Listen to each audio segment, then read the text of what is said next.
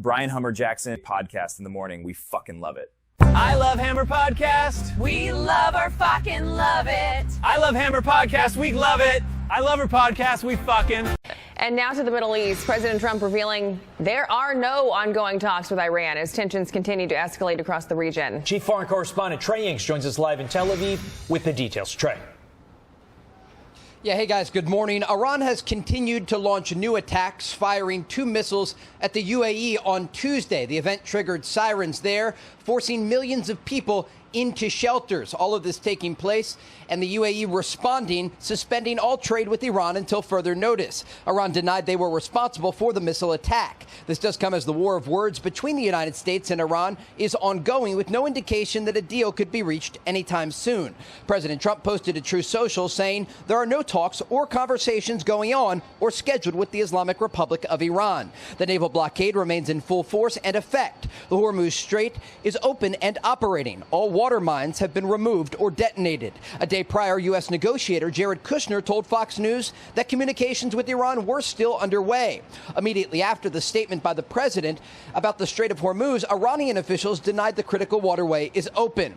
Now, the Iranians did launch multiple attacks on vessels there over the weekend, with Iran's foreign minister saying this. Iran's foreign policy is a continuous process.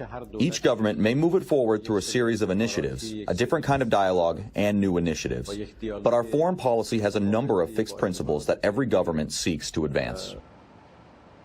The Financial Times reports that Iran has weighed hitting U.S. targets in Europe if the war escalates again. The report specifically named countries such as Cyprus and Bulgaria. The Iranians are about to miscalculate, and they've done it before with this president. And they believe that being more aggressive, being more violent to create the image that this war is not working right and is going to cause him political damage, he's not going to stand for that. The bottom line here, the region is stuck in a cycle of statements and strikes with no end in sight. Guys? You know, Trey, like we keep saying, at this point, it's something different every single day. It's either the strait's open, then they say, no, it's not. We're in talks. No, we're not. I mean, people are really frustrated with how long this is going on. And there's got to be a level of frustration from the people you're hearing from as well. Look, there's a lot of confusion in the region about what's taking place on the ground, and this is the reality of the situation. Iran is continuing attacks in the Strait of Hormuz. The strait is by no means completely open. Vessels are going through this waterway at about 10% of what they're supposed to be, the pre-war numbers. And ultimately, the Iranians at this point appear unwilling to make a deal. And even from the administration, there is confusion in terms of if talks are happening or not. The president indicated they are not speaking with the Iranians. Jared Kushner said communication is still ongoing. And so the American people certainly are looking for clarity here as this conflict continues. And again, there's no off-ramp at this moment. And despite the fact these parallel conversations are taking place between Iran and Oman, the U.S. military, along with the Israelis, remain on alert for the possibility that the conflict resumes. And the president has said multiple times he does not view the midterms here in our country as a deadline in the Iran war by any means. Boy, that sure does seem to be the case. Yeah, absolutely. All right, Trey, thank you so much. We appreciate it. They can have events on it. They can have people go there for cocktails and then walk to the ballroom after that's finished. That was President Trump laying out his artistic vision for his new helipad during a tour with reporters, showcasing a series of active construction sites, including one, a new White House driveway that hadn't been previously reported. This was always asphalt, which is very basic. We got rid of the asphalt here, and this is granite. With the crews building it looking on, Trump also suggested that he was personally involved in the decision to disassemble progress made on his new helipad earlier this month. And I felt it was too much slope. It's a slope for the rain, but I felt it was too much slope. It's now dead flat. He invited the workers to join him in signing a piece of stone that will be part of that project when it's finished. Sign this. Anywhere you want. Better be under my name now. I'm only. At one point, he paused his tour to direct attention to the White House facade. If you take a look at the stone, look how perfect the stone is. If you would have looked at it, if you noticed, some people noticed, I noticed it every time I walked in. His flagpole. This is a great pole. This is the top of the line. It's tapered. This isn't a straight up and down job. And new topsoil and grass. If you're grassy, you're very happy. This tour comes as the Trump administration is taking legal challenges to the president's ballroom project all the way to the Supreme Court. A new court filing says that construction has been moving rapidly, with a 250-person crew working 20-hour days, 7 days a week, and that it's now 65% done. One thing I know how to do is build.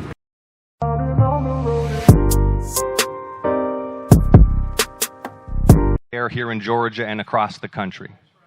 We would not have had the votes to pass the infrastructure law that's pulled lead pipes out of drinking water systems and expanded rural broadband internet and upgraded our seaports and airports all across the state. We would not have had the votes to confirm Ketanji Brown Jackson, a justice of the Supreme Court of the United States.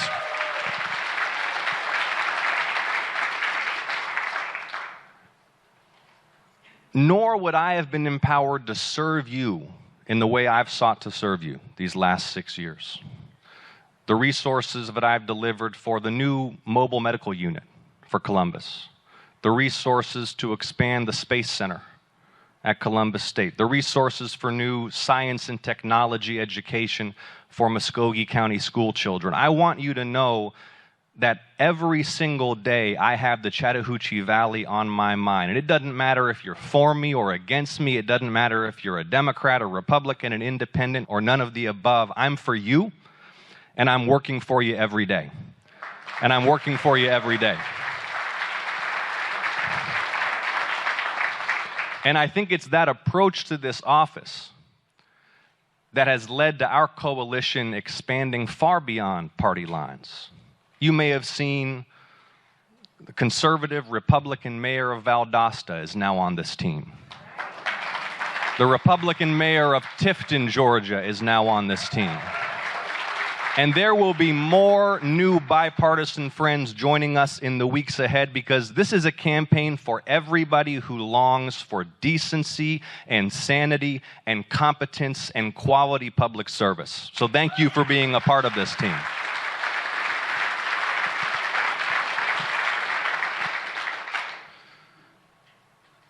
You all know how hard fought those victories were back in 2021, and you know how hard we will have to fight these next few months. Because this scandal pinata, Mike Collins, right? Every time you shake Congressman Collins, new misdeeds fall out. Have you seen it?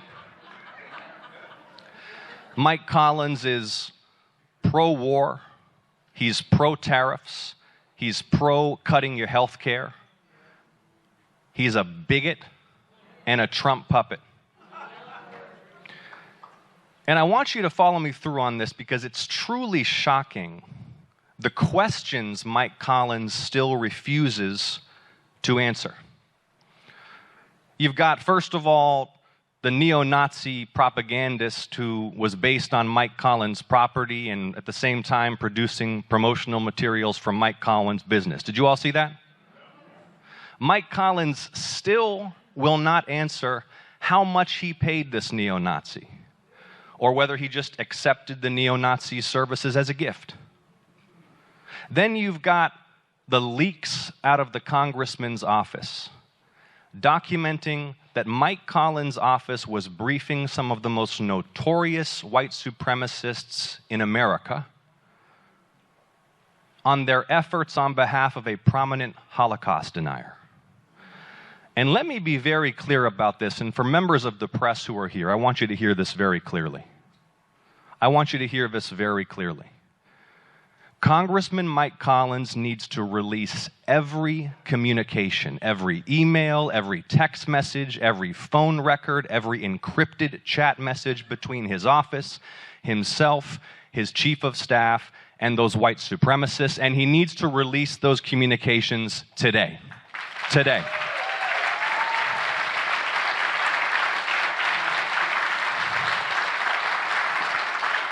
It is simply unacceptable that a sitting member of the U.S. House of Representatives who seeks a 6-year term in the United States Senate would cover up his office's communications with prominent white supremacists in the year 2026. There is no place for white nationalism in the United States Senate.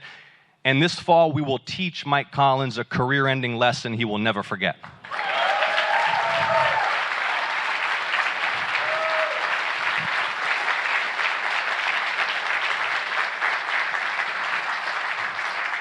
Now, we're going to have a conversation in a moment that Mark has graciously agreed to moderate. But I just want to close by assuring you of something. Every single day when I wake up,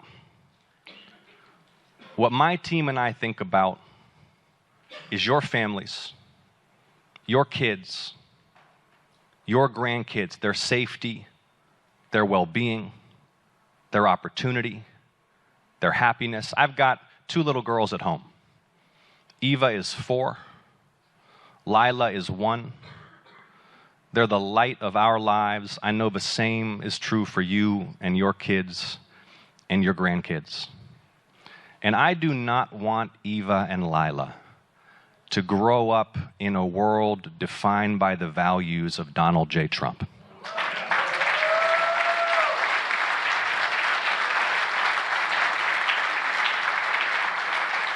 I don't want them to grow up in a world or in a country where a cancer patient who just got a cancer diagnosis can't fight their cancer until they fight their insurance company if it's trying to deny them their cancer treatment. I don't want them to grow up in a state where hundreds of foster children can be trafficked into unspeakable abuse and the high and mighty shrug their shoulders and dismiss it. And I truly believe that we have not just the obligation to restore checks and balances in this election, but the opportunity to send a message about what Georgia stands for that will echo across the country and down history for decades. So thank you so much for being a part of it. Thank you again to Senator Kelly and Congresswoman Giffords for being here. Let's work and get this thing done. Thank you so much, Columbus. Thank you.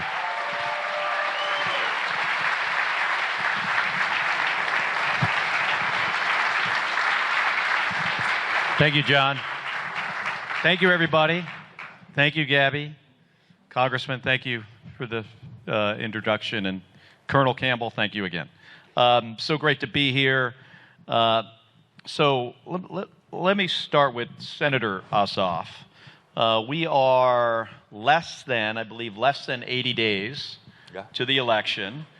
And you are the only Democratic senator that is up for re-election in a state that Donald Trump won in 2024.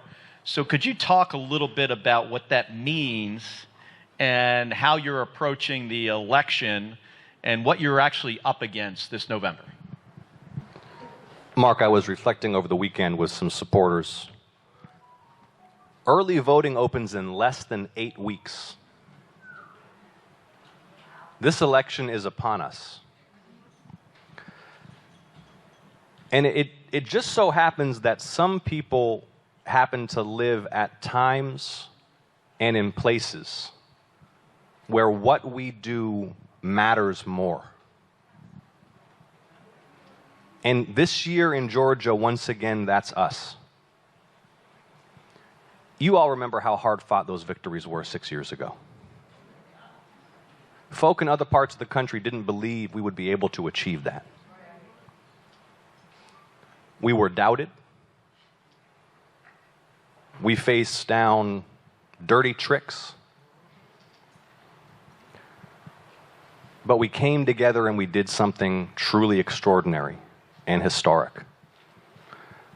And so what I'm asking everybody here to embrace, not for my sake, not for the sake of my career, not for the sake of a Democratic Party, but for the sake of our republic at this moment in our history, this pivotal moment in our history, is that over these next 3 months, we face what for many of us is the most profound civic obligation of our lifetimes.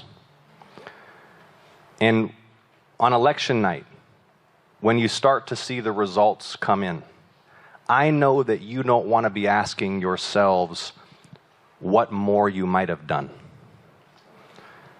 And I know, at least speaking for myself, that 10 years down the road, when Eva and Lila ask me what I did at this moment in our country's history, I'm going to make sure I'm proud of the truthful answer I can give them. So let's do this together, y'all. Let's do this together. Thank you.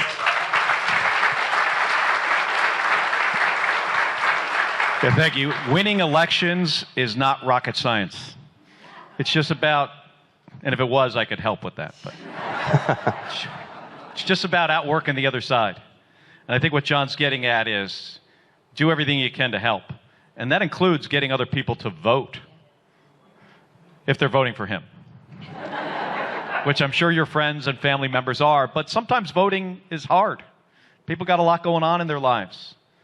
So when it's time for you to, make your plan to vote, find 5 other people and get them to do that as well. So I want to turn to Gabby for a second. Gabby, you've spent years traveling the country and meeting people who want to make a big difference in their communities. You do that all the time. What's your advice to people who are wondering what they can do? Be a leader. Set an example. Be passionate. Be courageous. Be your best. Be your best. Be your best. Thank you, Gabby. Everybody should be passionate about something. I want to quickly go back to 1969, to July of 1969. I was in kindergarten. You weren't even born yet. Apollo 11 landed on the moon. Neil Armstrong and Buzz Aldrin. Heroes to me. There was also a third guy. There's a third guy as part of Apollo 11. His name was Michael Collins. Different one. Different guy. And that's my point.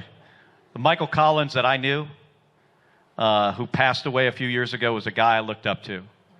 That, I mean, just like a hero and a leader at the highest level. John is currently dealing with a different Michael Collins. I think in a lot of ways, maybe the opposite of Apollo 11, Michael Collins, who has faced a litany of scandals. You have talked about a number of those. I knew about most of them. I'm sure there are others.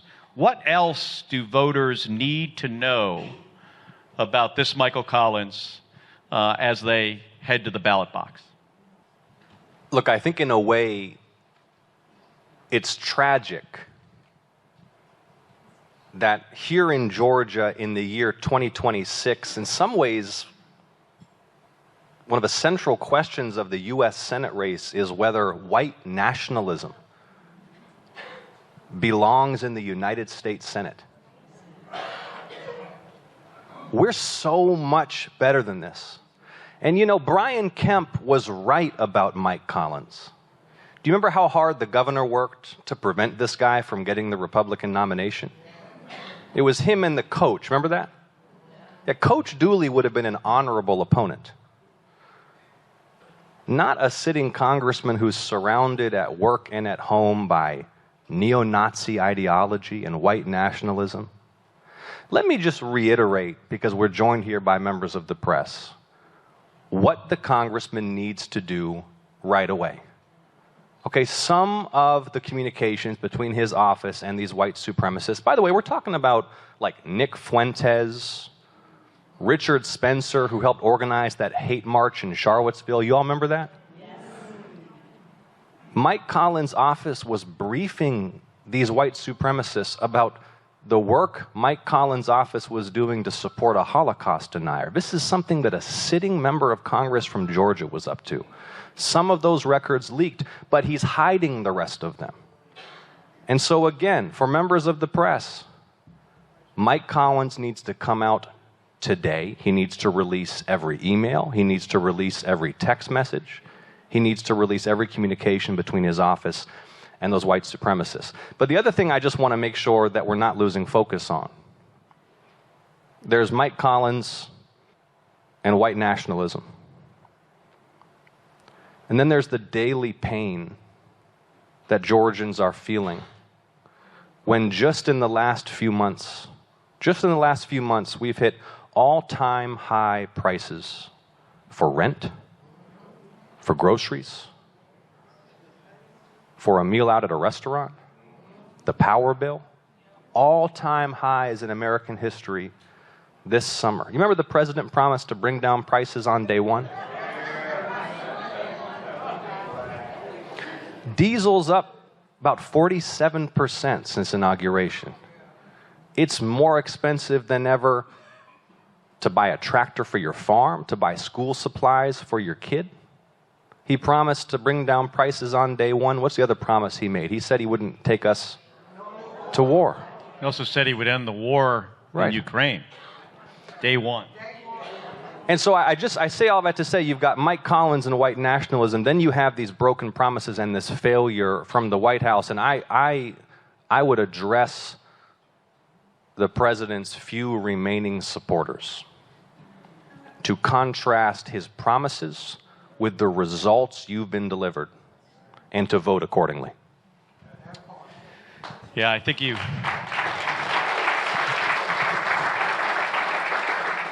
And it's not only Mike Collins. I mean, you see this in Texas with Ken Paxton. Another person who has no business running for the United States Senate, who was impeached by the Republicans. His own party impeached him because of corruption. So how'd this happen? Well, I think it happens when the country elects a man who is convicted of 34 felonies, sets the conditions for the Republican Party nominating people who have no business seeking these offices. And, you know, the corruption just continues at the highest level.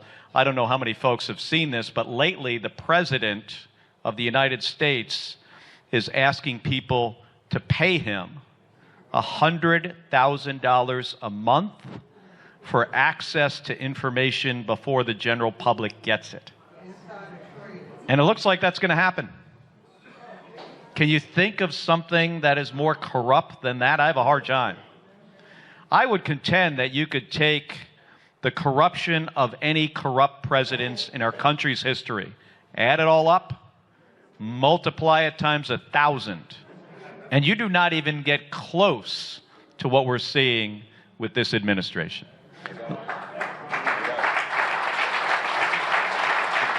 Let me turn to Gabby for one last second. I'm getting the I'm done. We're done signal. But Gabby, whether we're in Georgia or traveling somewhere else around the country, we have families who just want to feel safe in their communities. When you think about what's at stake in this election, what do you think about? Safer communities.